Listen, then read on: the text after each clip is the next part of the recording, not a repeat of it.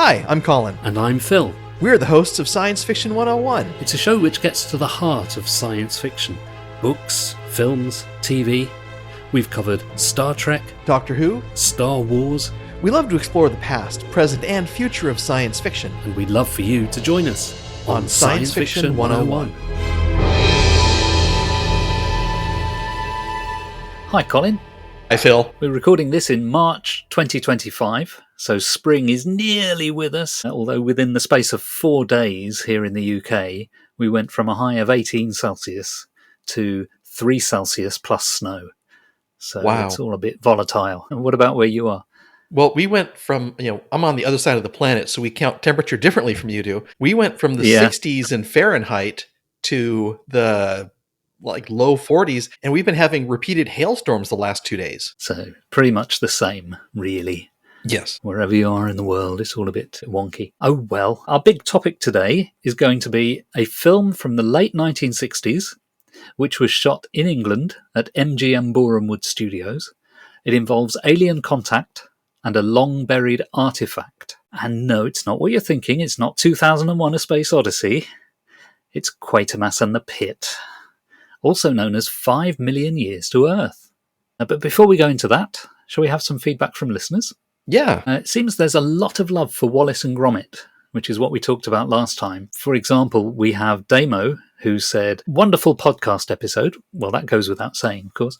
Yes. He says, I always felt that Wallace and Gromit were essentially SF, what with all the inventing and cyber dogs and whatnot. And he also says, to this very day, having watched Wallace and Gromit back in the 90s when the series first began, he says, to this very day, if someone ever says to me that they don't like cheese, I still say, not even Wensleydale, and try to imitate Wallace's dulcet tones. So there you go. We also heard from Andy, who said, excellent episode. Well, of course. And that he laughed a lot during that one, and that he too is a big fan of W and G, as we call them nowadays. Linda said, I did not know that Shaun the Sheep was a pun. So I'm glad I did my bit of educating the listener last time when pointing that out. We also heard from Emmanuel, who interestingly said, Wallace and Gromit translate remarkably well. I first saw them in French as a teenager, and the writing and humour hold up perfectly. And I think that's fascinating because to me, they're so incredibly British.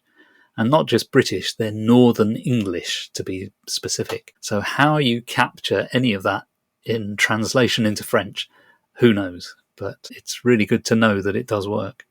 Well, you'd have to have a very skilled translator. I guess, yeah. We also heard via Blue Sky from Future Revisitations. They said, enjoyed this edition, very nostalgic it was. Recall seeing the original broadcasts of The Wrong Trousers and A Close Shave. It was event television for the family at Christmas. Still have the VHS tapes, although I doubt they play now. And, oh yes, the name Wendoline clicked with me too. So I'm guessing that Future Revisitations may be British because they got the Wendoline reference. Or maybe not.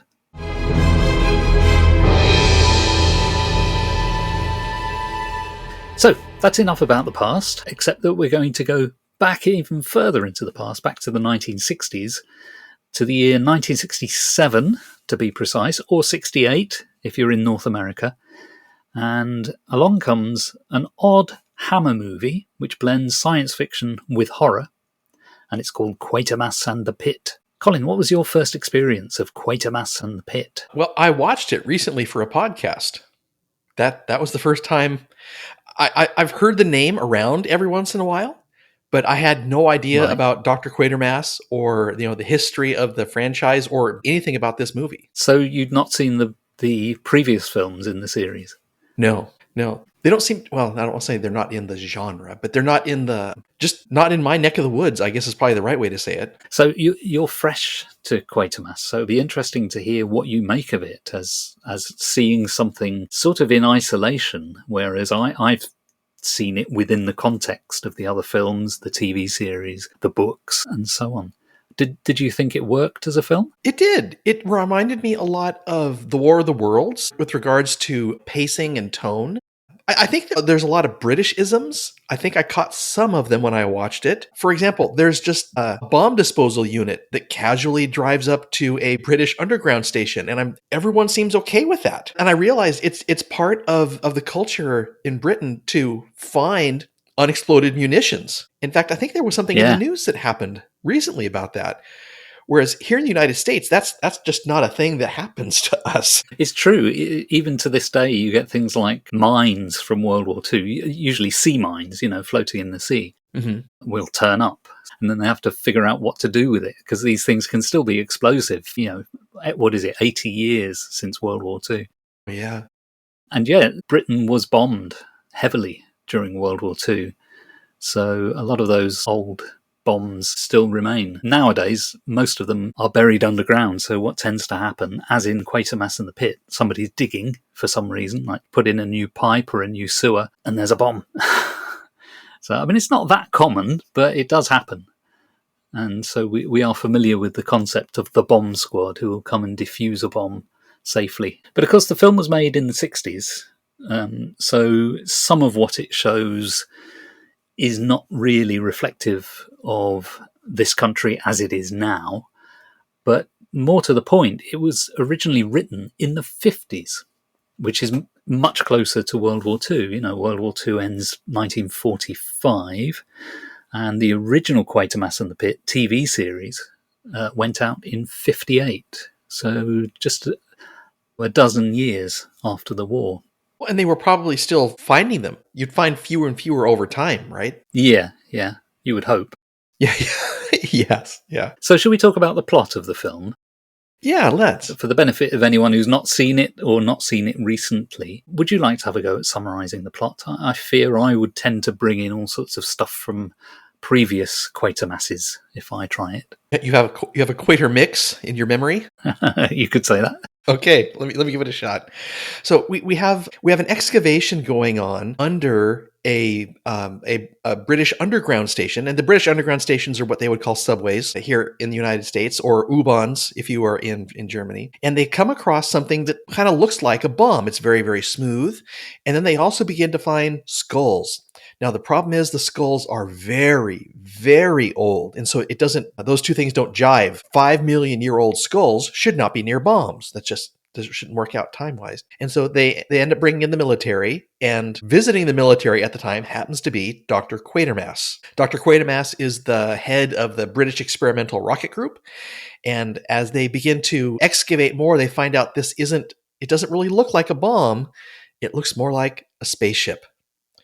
And the area where this spaceship has been buried has a long history of supernatural effects, poltergeist sightings, ghost sightings, strong folktale kind of things as well, the supernatural. And Dr. Quatermass begins to suspect the two might be connected. And at one point, they have fully excavated the bomb, but the bomb is large. It's probably 25 feet long. It's 10 to 15 feet wide, about 8 foot tall, doesn't look like a bomb, and nothing they can do can scratch it. Nothing they can do can open it. So they go and they get what is the hardest drill they have at the time, called a borazon drill. And it's a real thing, because the name stuck out to me and I checked it out. It's actually a thing. And as they try and drill into it, this unearthly sound appears, and people begin reacting really strangely to it. Should I just jump to the end and then spoil the whole thing? Yeah. So it turns out this spaceship is refugees from Mars. Their planet is dying. They wish to survive, but they can't survive on the Earth. And so they alter several proto-hominids to have the abilities and a connection to the Martians. And this is in the realm of like psychic abilities, telekinesis, telepathy, telempathy. And these changes end up causing most of the violence through human society. And at one point, there's some very interesting parallels what's happening with the government today in my country and what's happening with the government in this movie.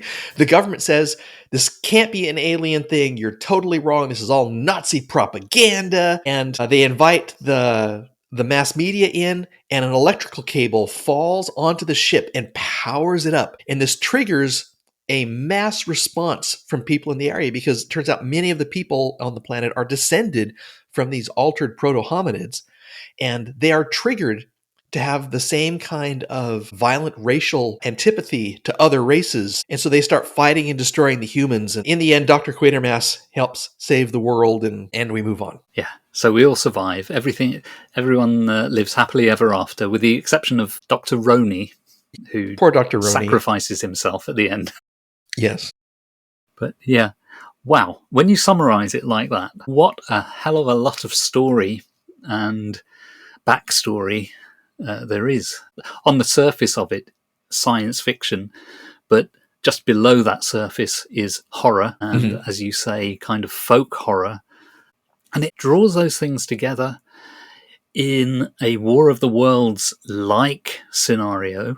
But whereas War of the Worlds takes place in the here and now, this is all about stuff that happened 5 million years ago. And what I really like about it is this idea of digging down through the levels of history into archaeology, into paleontology, I suppose you'd call it, way back into the past. And at the same time, kind of digging down through the human psyche, through the Freudian layers of how the human mind works, and getting down to this kind of base animal layer that we all have within us. So there's a hell of a lot crammed into this very simple 90-minute film. Yeah, it's always challenging reading older science fiction, watching older science fiction, because it's very slow paced. And I think some of the inherent Britishness of it is that it's pretty low key. People don't tend to get overly excited or overly scared, but all those things are there in the movie. Yeah. Yeah, my first attempt was to make a parallel to Indiana Jones, but that's an action movie, and that's not the same kind of a thing. I don't know if in American culture we really have a parallel to Dr. Quatermass.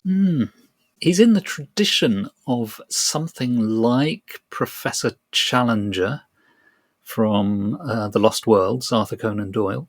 Right. He's a little bit Sherlock Holmes, although I think Quatermass's deductions are a lot more rational than Sherlock Holmes, who seems to make incredible leaps from various clues he has. He's able to draw remarkable conclusions, whereas Quatermass is much more thoughtful and gradually piecing things together. So we've gone down 5 million years of soil, if you like, and you found these skulls where they should be, but you've also found the spaceship at the same level. So each piece of information is kind of given to us separately and adds up to something. And it's down to Quatermass to say, hang on a minute, put these pieces of information together. Because Roney, who's the paleontologist, archaeologist, whatever, Roney hasn't seen the apparent contradiction of finding a bomb at the same level as a 5 million year old skull. Even though he should have done, he hadn't made that connection. And it's Quatermass that makes that connection. So Quatermass is a kind of detective who puts together the different clues. But strangely, he's not the hero of this movie, I don't think. If you think about the very ending of it, it's actually Roney who climbs up onto the crane. The tower crane, yeah. Yeah, the tower crane, and swings it around so that it makes contact with the ghostly apparition that's risen up out of the spaceship. I think that's a really wonderful ending, actually, when that crane swings around and you see Roney's determined look on his face. He knows he's going to die, but, he's also determined to do this. So Roney is actually the person who saves the day, which then makes you think, well, what's Quatermass there for? If he's not the hero, why is Quatermass even there?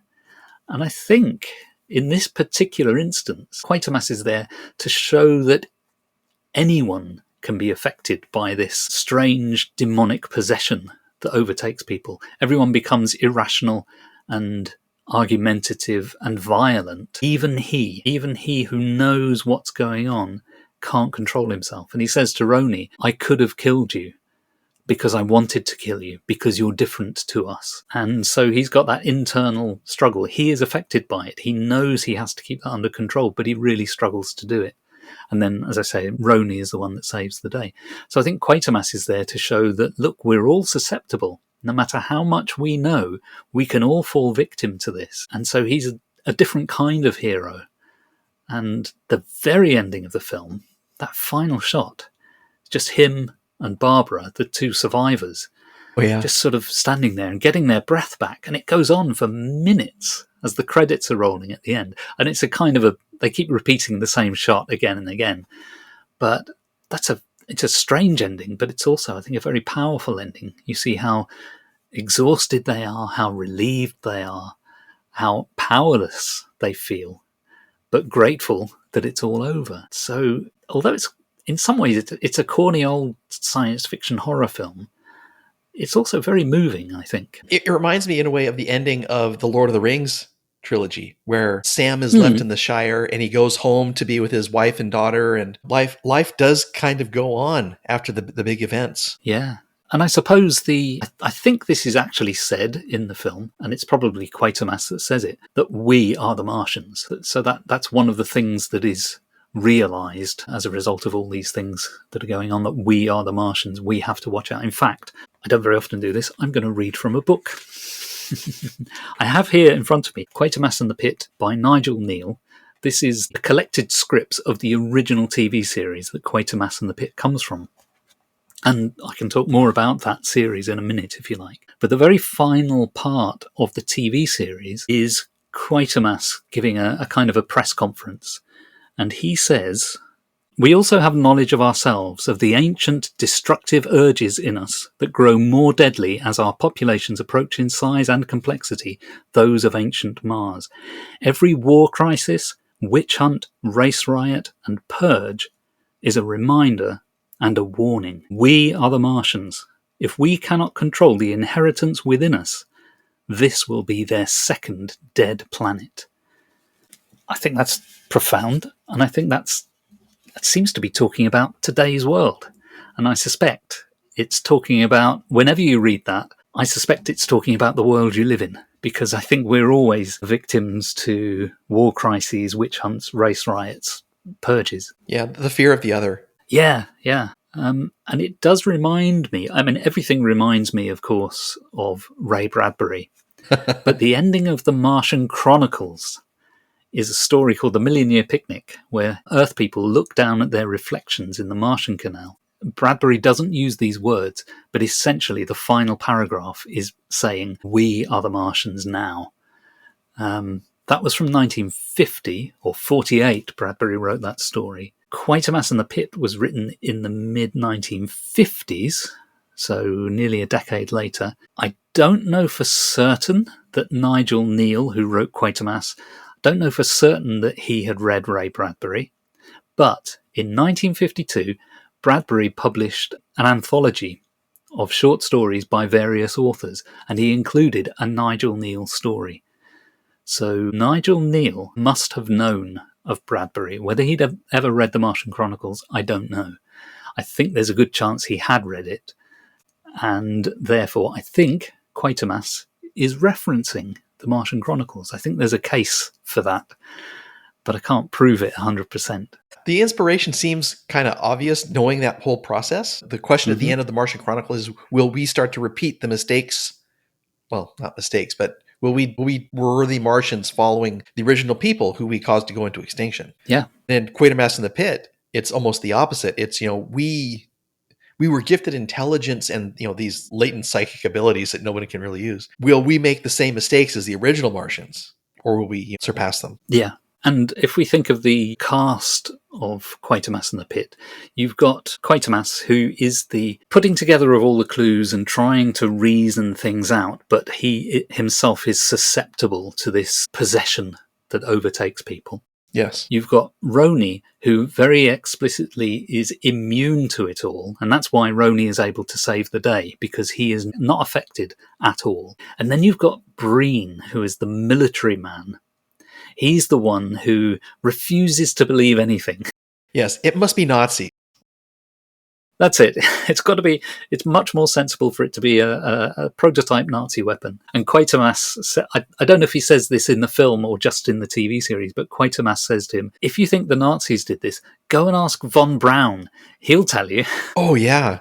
There's no reason for anyone to keep any of this secret now. So I think that's great. But the fact that Breen becomes totally possessed he sort of turns into a sort of almost like a molten wax figure at the end. His gaze is fixed onto the spaceship as it becomes electrified. Quatermass struggles with both ways, and then Roni is the one who is immune and can save the day. And I think that's a great design of a trio of characters. But through the story up to that point, you're not really sure where it's going to go. And I'm sure the first time I ever saw the film, I thought, well, Quatermass has got to save the day because he's the one in the title. It's not Roni in the pit, it's Quatermass in the pit. Yes. So I think most viewers will be expecting him to do the heroic act because that's the sort of the cliche. Well, and in the end, Roni, who ends up being lucid through all this, ends up kind of shaking Quatermass out of his trance. And then they have a discussion about how they think they can destroy the alien presence, which is coming from the ship. And they say, normally in situations like this, the folklore says it's iron and water. So they're going to move the crane into the vision of the alien head. And one thing that we haven't mentioned yet is these aliens look like giant insects. They have 3 legs. So, all Martians have 3 legs, but they also have like rounded insect heads and little horns. And there are allusions to the appearance of the devil because the place they're at is called Hobbs End. But, so Roni's lucidity and control combined with Quatermass's intelligence and deduction gives them the way to stop this whole mess from consuming the entire London area. Yes, and as you say, the area where all this has been happening is a street called Hobbs Lane. And there are 2 street signs, a sort of a modern-ish street sign saying Hobbs Lane and an older one saying Hobbs Lane. And the spelling of Hob has changed over the years. And we're told that Hob is an old word for the devil. I don't know if anybody watching it would have known that that's what a hob was prior to this. I suppose it might have something to do with hobgoblins. Maybe. But I can't think of any other place where I've come across the word hob in relation to devils. And incidentally, those 2 street signs, that is the opening shot in the TV series version of Quatermass and the Pit. So the original telling of the story actually begins with the 2 street signs. So as a viewer, you're given that information and that clue right at the beginning. Of course, you don't know what to do with that information, but at least it registers as, oh, that's curious, 2 street signs. I wonder why the name has changed.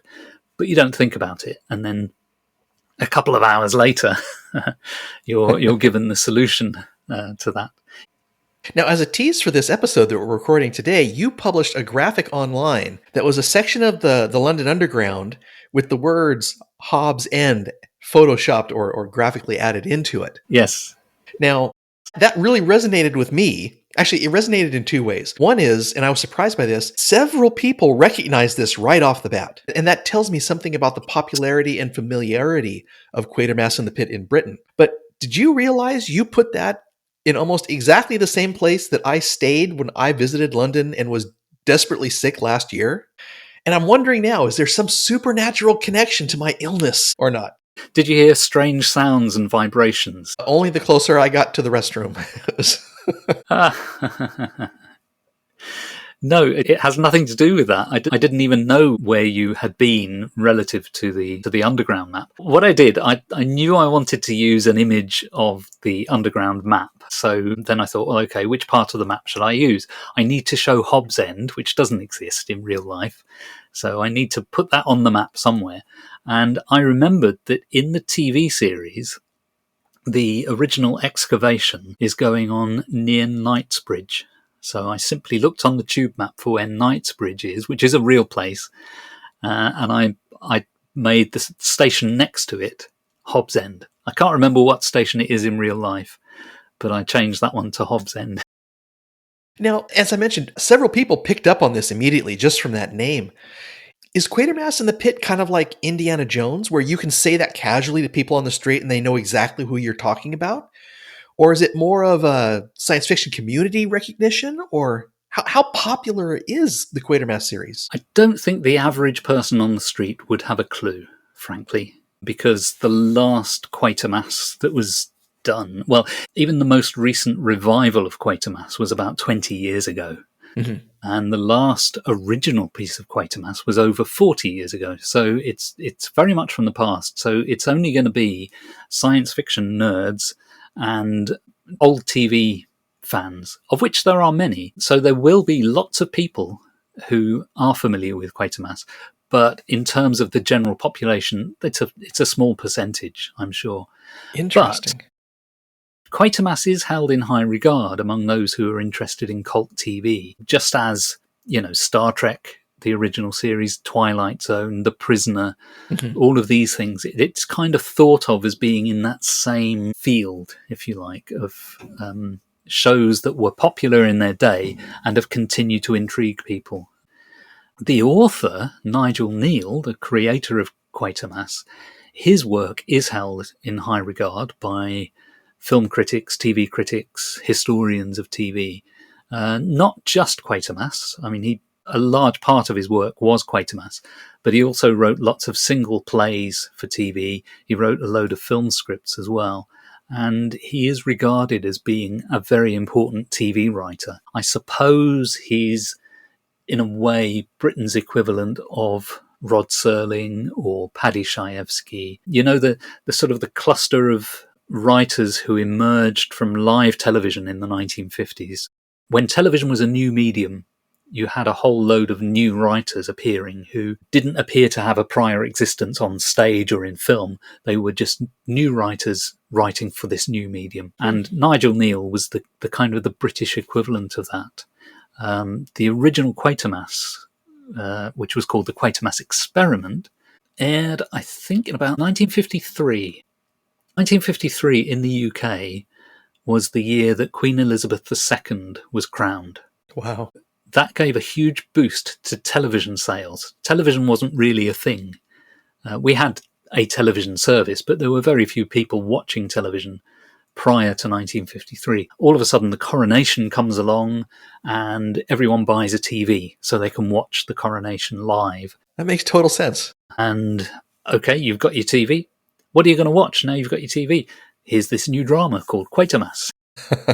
So the original Quatermass Experiment went out live.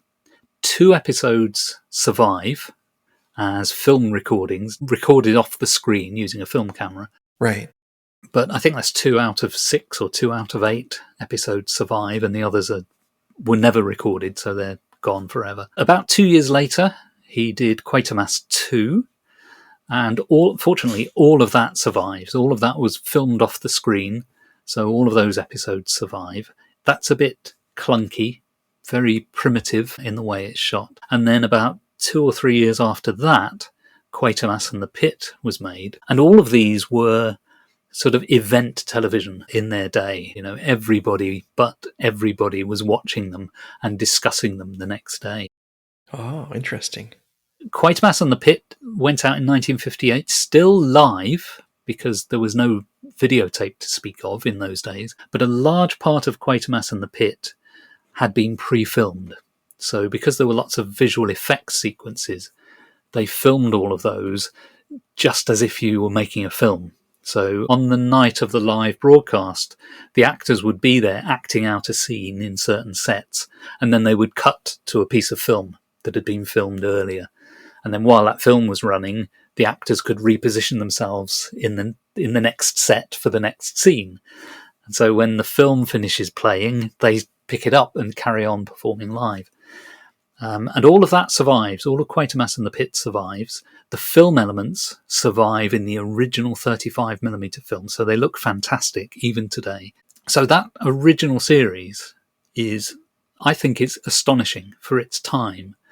It's really good to look at. But it's the same as the film, but it's about twice as long. And I watched it sort of all in one go the other day, and it does drag a little bit. Mm-hmm. The film is pretty well thought of. It was on the British Film Institute's top 100 list as of the year 2000. It was number 75. Wow, that's very good. It probably is, when I think about it, it probably is one of the best British science fiction films of all time. I can't think of many that are better. I mean, if you count 2001 as a British film, on the grounds that it was filmed in England, then that's probably the pinnacle.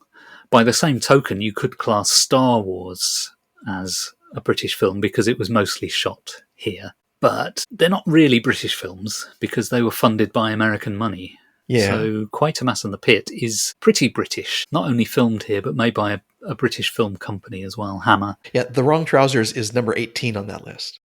Fantastic. See how this podcast draws everything together. It does. It ties it all together.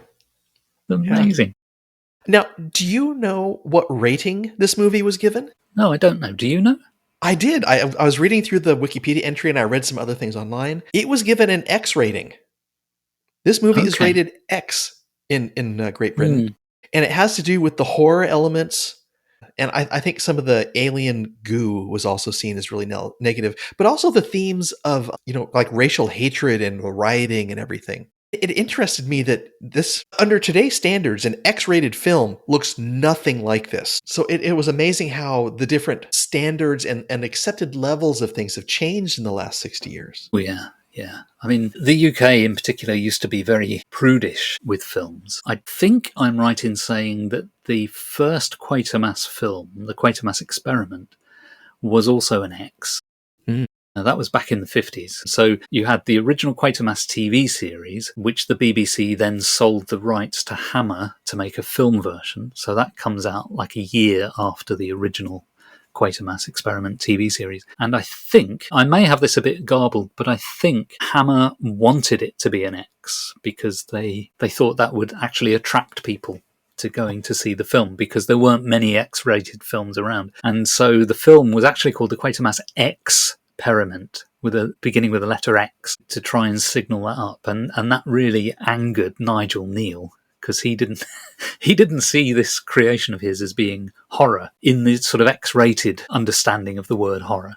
So he was really upset that they'd done something so exploitative as to call it the Experiment. But I wasn't sure about the others. But I can fully believe that in the mid-60s, anything horrific would get an X rating, no problem at all. And that's what Hammer was kind of built on. Yeah. As a studio, they're renowned. The phrase Hammer horror, the two words are synonymous because they became so associated with horror. But funnily enough, I understand it was the first Quatermass film that turned them to horror. They were originally just a general film company that made comedy and drama and, every type of film. They make Quatermass. It's a huge hit. And all of a sudden, they're a horror film company. And then they start making Frankenstein remakes and Dracula and become renowned for that. Amazing. Yeah. Huh. So I'm guessing this was not your first viewing of the Quatermass series. When did you first come across it? Did you, so many of these things, when we talk about them, I would see a movie on second showing on our local television station, on an afternoon or a weekend. When did you come across this? I think this one, Quatermass and the Pit, the film, was the first one I'd ever seen. And it must have been sometime in the 70s, so probably 10 years or so after the film had been made. So I was alive when the film was originally released, but I was too young to know of it. Mm-hmm. But sometime in the 70s, it would have been shown on TV. One of our TV channels here used to show horror films on Saturday nights, sort of 11 o'clock, midnight. And I remember seeing all the Frankensteins and Draculas and all of these sort of things in those late night screenings as a teenager. And this would have been one of those. That would have been my first exposure to it. But I knew of Quatermass from my parents talking about Quatermass because they would have seen the original series back in the 50s, you see. Right. So it's one of those things that, I don't know, something would be on TV and my dad would say, oh, that's a bit like Quatermass. And I'd say, oh, what's Quatermass? And he would explain to me what it was. Or we'd be watching some program about the history of television and they'd show a tiny clip. And I'd say, Dad, what's that? And he'd say, oh, that's Quatermass. What's Quatermass? Well, you see, there was this professor, blah, blah, blah. So I kind of knew of it long before I'd seen any of it. And this film, I'm sure, was the first one that I ever saw. But then over time, I would have seen more of the Quatermasses. I would have seen the earlier films. They did a new Quatermass in 1979, 1980, something like that. So I saw that on first airing, when it was first broadcast. So Quatermass is one of those things that's kind of always been there. It's a bit like Elvis or the Beatles. I wasn't necessarily there to see it happen, but it feels like they've always been there because the previous generation were always talking about them. You see what I mean? Yeah. Up until, like the recent Jurassic Park remakes or Indiana Jones remakes, I think it would be the same way. People would say, oh, that reminds me of Indiana Jones. And, everyone had seen Indiana Jones, so it was a cultural touch point. Yes, I think that's it. Cultural touch point. That's what it is. And of course, we've always had Doctor Who. Oh, yeah. And Doctor Who has been quite Quatermassy in its time, particularly in the 70s. I mean, I wasn't really following Doctor Who in the 70s, but from what I've read, in the 70s, there was a period where Doctor Who didn't really leave the Earth. Everything he did was on Earth. It was all about aliens coming here and him repelling them. And it seems that many of those Doctor Who stories from that era were just like Quatermass. So Doctor Who is a Quatermass analogue. And again, Nigel Kneale, the creator of Quatermass, was repeatedly asked to write for Doctor Who, and he repeatedly refused because he thought Doctor Who was, he thought it was a rip-off, but more importantly, he thought it was horror aimed at children, and he heartily disapproved of that. So he refused to have anything to do with it. So he would not have been a fan of R.L. Stine or Scooby-Doo or anything in that genre? I don't know. That's a very good question. So when we talk about Dracula or Frankenstein or aliens, that would have been my introduction to those things, was, the early Scooby-Doo cartoons, which were, horrific. And then at the end, 23 minutes later, it was revealed it was all fake. Yeah. I don't know how he would have felt about that, because the funny thing is with Nigel Kneale, in real life, he didn't believe in ghosts and demons and all of that. He just didn't believe in them. But he couldn't stop writing about them. And I think this is true of a lot of science fiction writers. Just because they write a thing doesn't mean they believe it in real life. They just find it an exciting way of telling a story. Yeah. So I don't know how he would have felt about something where a ghostly thing would turn out not to be ghostly. He tended to write things where ghostly goings-on were there, and, oh my God, they're proven to be true. Maybe he would disapprove of Scooby-Doo, but I don't know. Interesting. Yeah, because, one of the things about this that I think is a theme through this movie, and it's a pretty light theme, is the idea of actual things being attributed to the wrong sources. So yes. I mentioned there'd been a long history of ghost activity and poltergeist activity and suspicions of demonic activity, but it was really this latent psychic scientific explanation for what's going on instead of the supernatural. Yes, you're right. It ultimately it is doing that. It is saying these things are real, and here's a scientific, rational understanding of these things, which actually gives you power over them. If you simply give in to these supernatural urges, we're in a mess. But if you seek to understand them, you can control them, just as Roni has done. I think that is the ultimate message of Quatermass and the Pit. But I don't think I understood that when I first saw it. I think it's probably taken me several viewings to come to that understanding. And I don't think I probably fully appreciated Quatermass and the Pit until I'd seen the TV version of it, because it's a much slower pace. The major beats of the story kind of come one per episode. Okay. Over like 6 weeks if you watch it at the proper pace. So I think it's more intelligible than the film in that sense. But I think the film moves at a good pace. It's interesting to hear you say that the film is a bit slow, because I watched it immediately after watching the TV version, and it seemed to be very fast to me because it's cramming so much in. So it's interesting, isn't it, how one's perception, is influenced by what one knows going in. Yeah. So in my other podcast where we do adapted science fiction, I almost always prefer the book better because you get more of it. And if I like it, more of it tends to be better. Yeah. the few times where I have voted or ranked the movie above the book, it's either been because the movie did something better, and that is something that happens. But Hmm. sometimes the books and the movies we review are not enjoyable.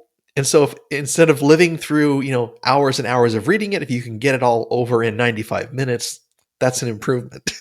But yeah, and you can't get away from the experience you have had. Like somebody who has never read the book is always going to see the film differently to somebody who has read the book. So we can never have an objective perception of something because it's always influenced by what's gone before, our own personal history with the material or lack of history. Yeah.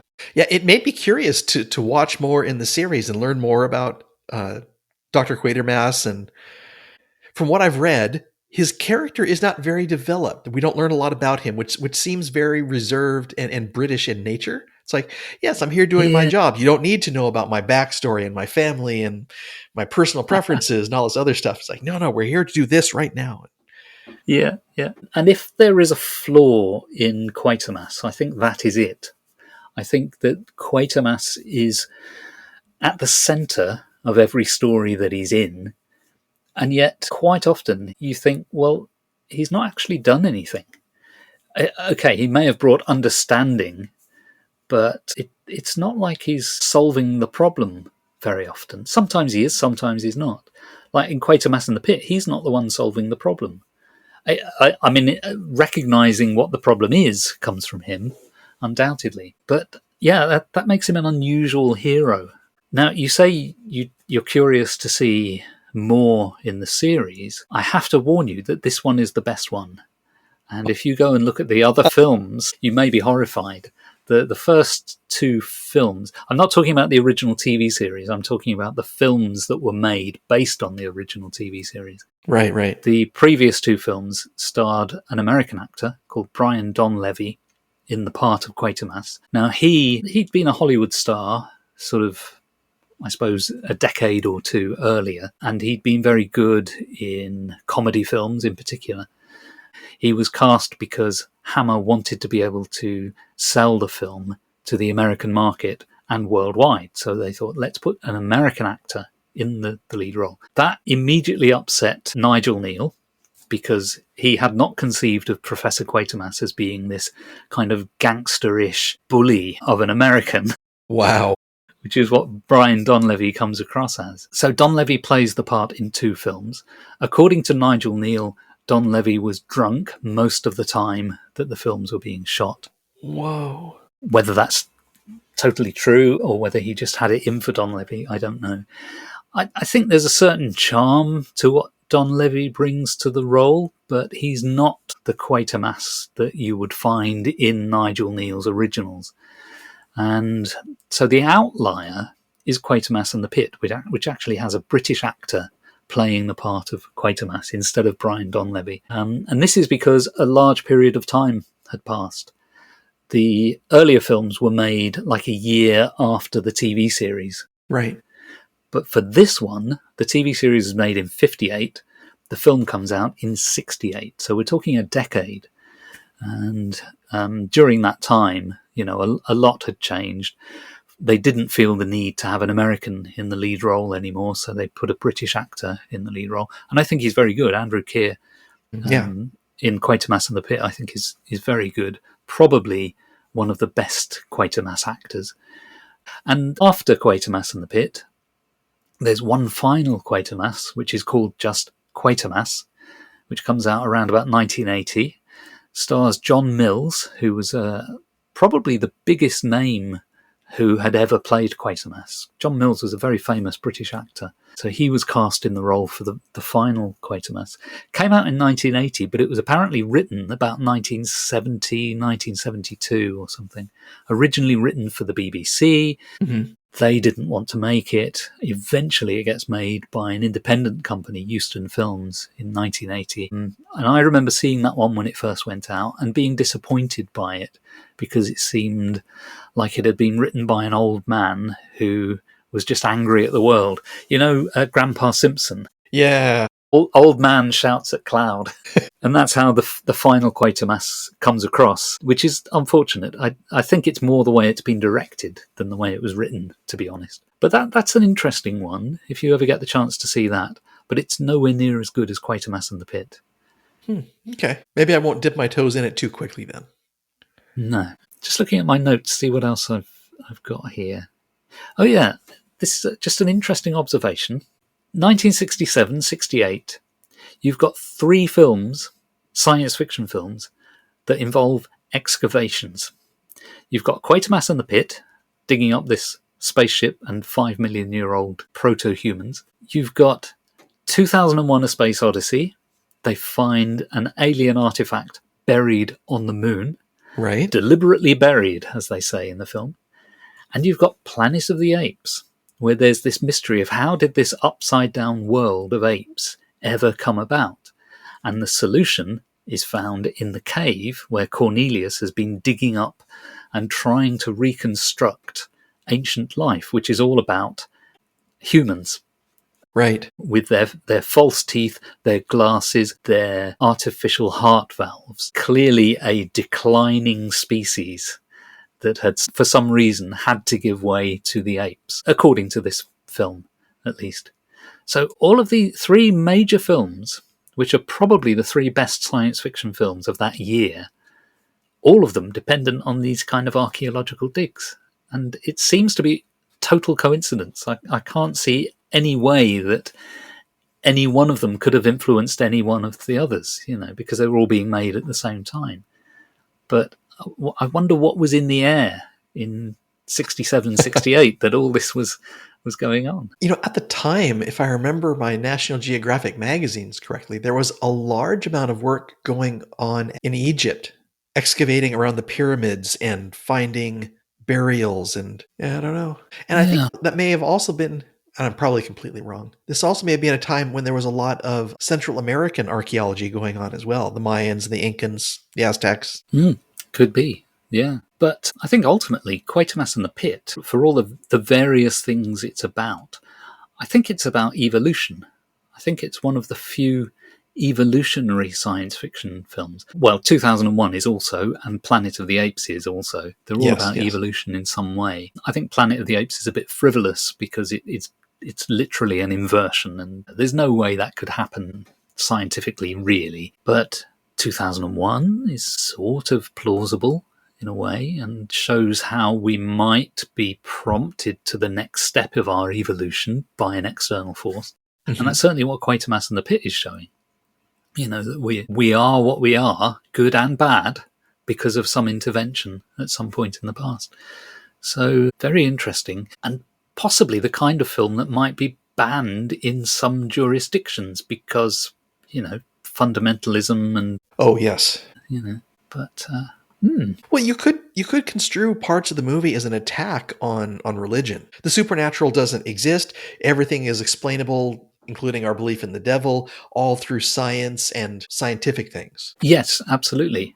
And in the TV version, I don't think it's in the film, I might be wrong, but in the TV version, there is a priest who kind of tries to persuade Quatermass that, this is the work of the devil and we must be very careful around this. And Quatermass is basically saying, no, it's not the devil. There's a rational explanation. So it does address the religious dimension, both historically and in terms of how, in the present day, people should be responding to this kind of discovery.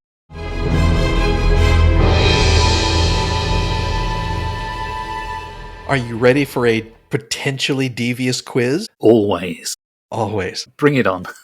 After last episode's quiz, I was quite tempted to try and do a quiz something along the lines of mystery author or burger chain name, but I decided to keep it topical, and I have what I call the Q-uiz.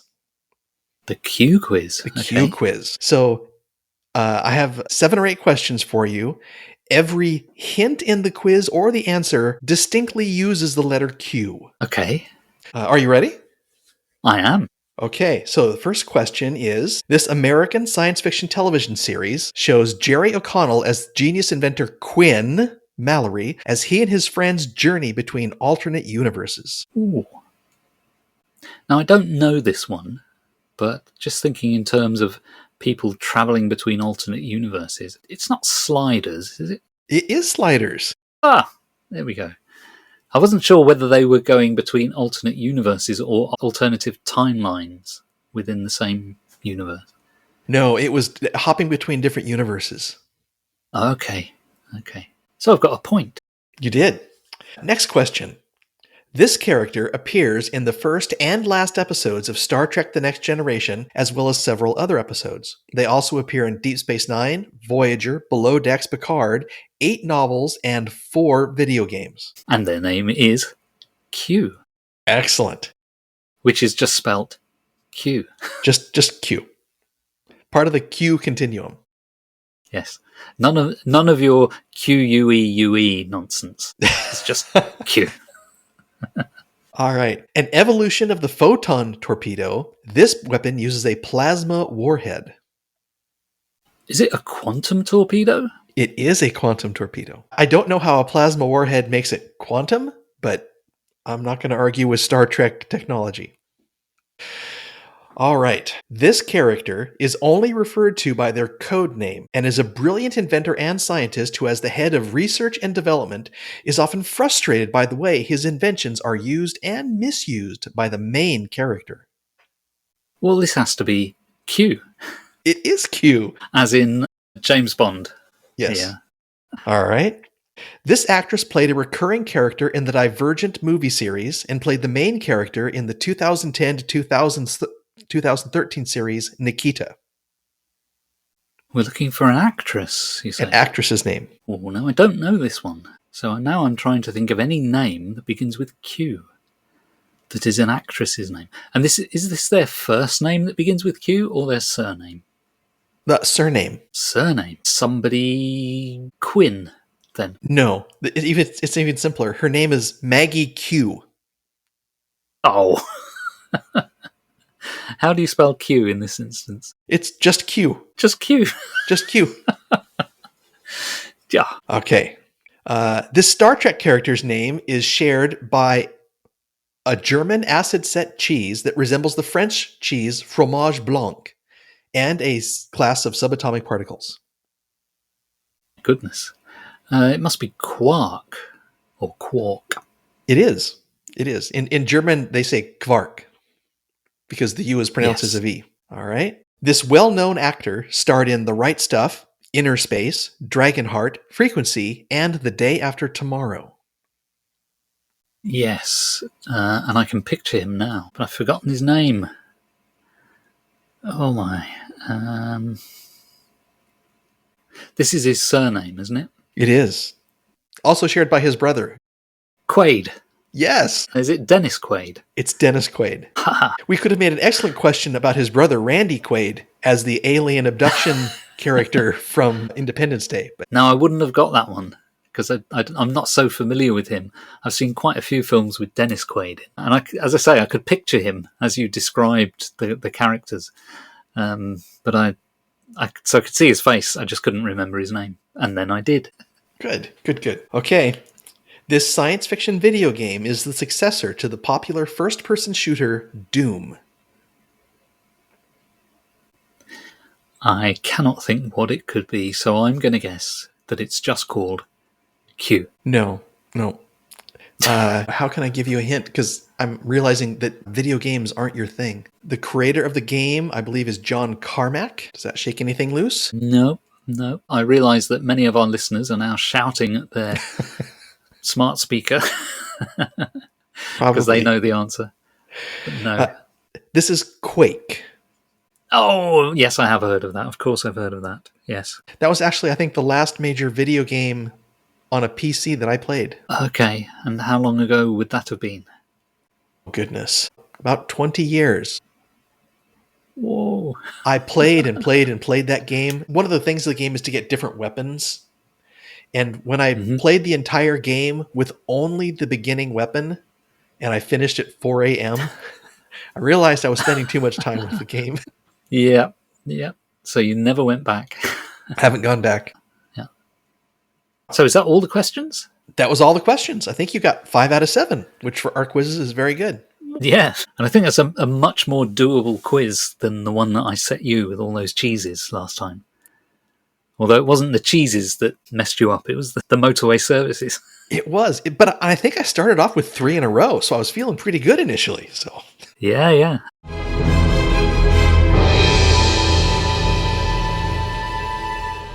Shall we move on to some past, present, and future? yes, let's. In no particular order, I've got a present item here. I just found this interesting. It's about an author that I don't think I've ever read, actually. Terry Brooks, who's the author of the Shannara fantasy series, which seems to have been going for decades. I don't know how many books there are in the series, but there seem to be many, many books. He's announced his retirement at the age of 81. And as I say, I don't think I've ever read any of his books, but they've always been there. You know, I've always seen them on the shelves in bookshops, in libraries, and so on, and seen reviews of them and so on.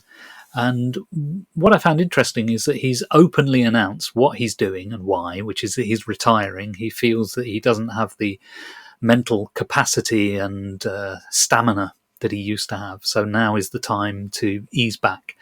And he's appointed somebody as his co-writer for the future books in the series, which is somebody called Delilah Dawson. Now, we see this happen from time to time when an author becomes either too old or, frankly, too rich or maybe too lazy to continue with the series. They sort of bring on board a co-author, and you know that really the co-author is probably doing all the work. But this has actually been announced up front, which I found interesting. So it's, in a way, it's good news for anybody who's a fan of that series, because it means there is a kind of a guaranteed future for that series. But it's also sad in the sense that he will be stepping back. But the announcement itself is the thing that I found interesting. Yeah, I thought about this for a little while, and I couldn't remember another science fiction author that had done the same thing. You know, I've noticed science fiction authors whose works have continued after their death, like with Isaac Asimov and the Foundation series.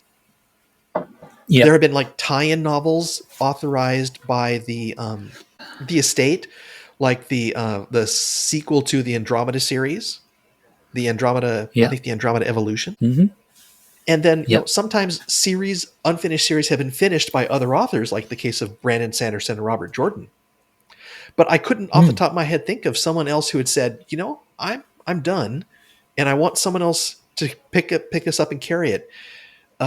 Interestingly enough, he has actually concluded the Shannara series and had been working on backfilling various parts of the history and the universe. And I'm wondering, under a new author, if that conclusion of the series will hold or not. Because I followed his books fanishly until the 2010s. I have an entire shelf and a half of autographed books because Terry Brooks lived in the area and he would always come by the Portland area to sign books.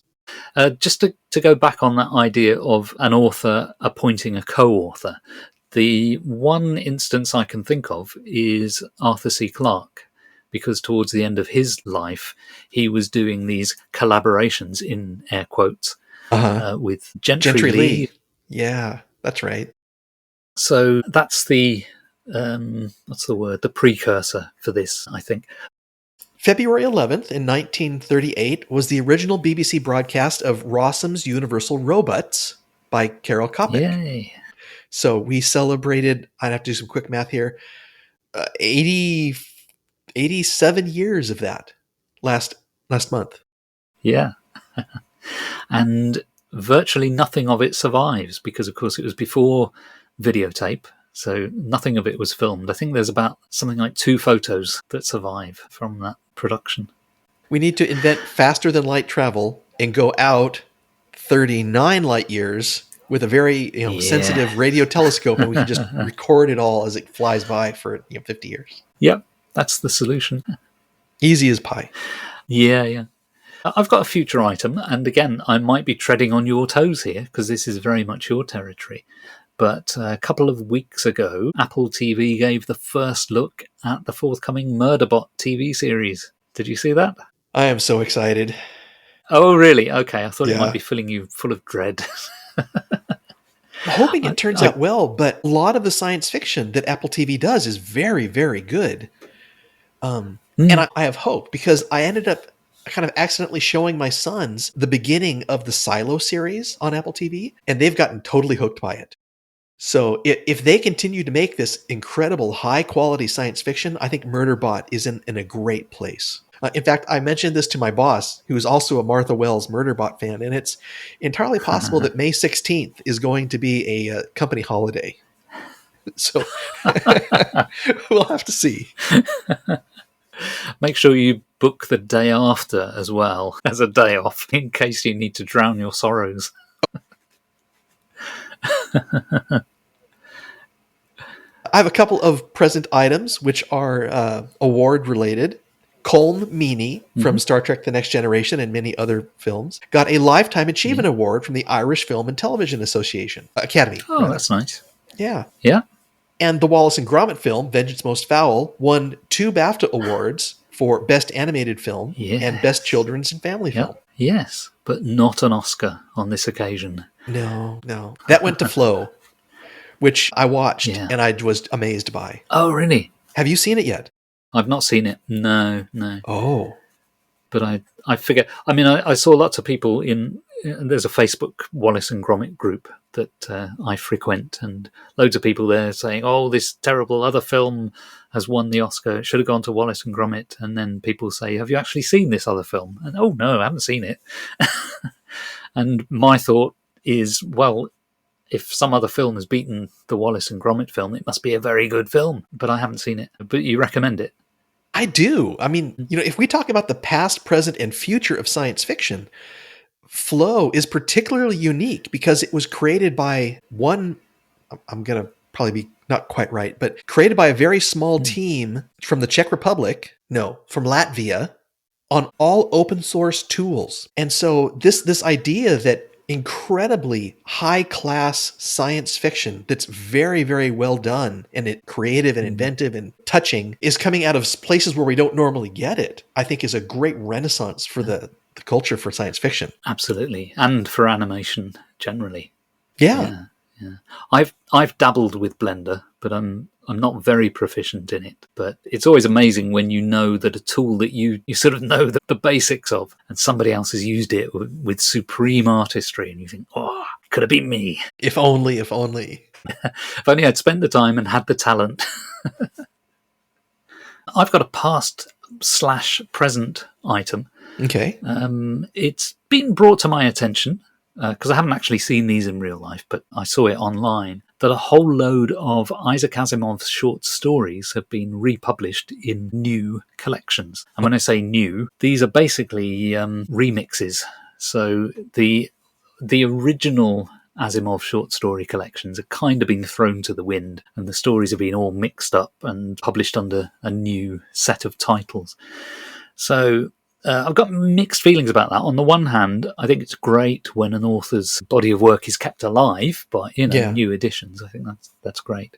And if this gives a new boost to Asimov, then so be it, because I think he is deserving of that. But I think it will also result in some people buying a book that contains stories they've already got because they're not fully aware of what it is. Because I think I always feel that publishers are trying to sell you the same thing again, whereas I'd prefer the original collections, please, or have a definitive series and call it the complete stories of, and make sure that it is actually complete. And there is some evidence of that. If you go onto Amazon and you look up these new books, they do sell a collection of all 6 of these new titles, and it does say the complete stories of Isaac Asimov. I don't think it's actually printed that way on the books themselves, but in the publicity, the complete stories.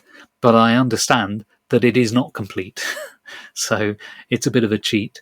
So mixed feelings. On the one hand, glad to see those stories being kept alive. But on the other hand, not this way, ideally. Yeah. I mean, from an experience, if you were going to sit and read several short stories, I could see where remixing different sets of them for different relative effect, one versus the other, it might make sense to do that. But if you just want access to the stories, I mean, one is done. To be fair, that may be what the intent is here. I think they are themed collections, so I think there may be some attempt to do that.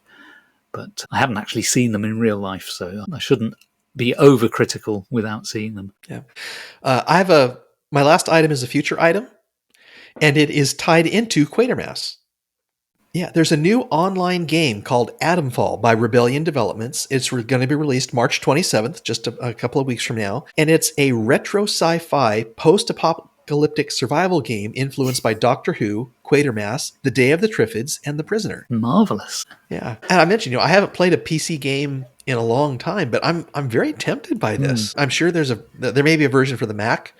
There probably isn't a version for my PlayStation 3, but... Have you got any information on pricing? Oh, I don't, but I'm guessing it's in the $70 to $80 range. It's pretty common for games these days. Okay, I might give it a miss. That's one of the things that's always put me off computer games, is the expense. Yeah. Any more? Nope, that cashes me out. Okay, so I think we're done.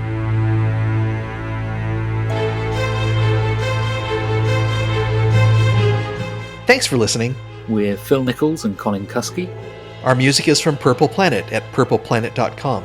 Please visit our website at 101sf.blogspot.com, where you can support us by buying us a coffee. And you can find us on Facebook and Blue Sky. So see you next time.